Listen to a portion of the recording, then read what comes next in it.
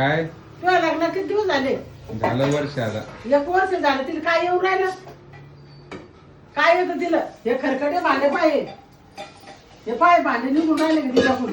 या तेलाची कॅन याचं झाकणी ना अर्धवट लावलं. हे पाय हे बंद लावेल नाही. याचं पाणी मारीचं याचं घे वाटत नाही का? हे याच्या पोळ्यावर झाकण नाही. काय शिकून राहिले? काय शिकवलं होतं तिला?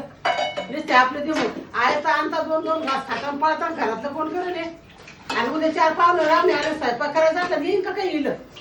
हा, जर चांगली शिकत असली तर ठेवायची आणि नाही शिकली तर करत ना तिच्या बापाला फोन करायचा.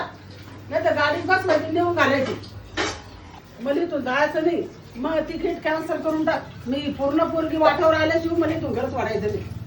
आतून पटलं तर सांग मला, नाही तर मग मी उद्या थैली भरून मग मी चालली जाते. डोकं नुसते आमचा येडीव पाहून राहिले. ते काय करणं लागते ते सांग ना. सबस्क्राईब सब काय सबस्क्राईब सबस्क्राईब करा ना.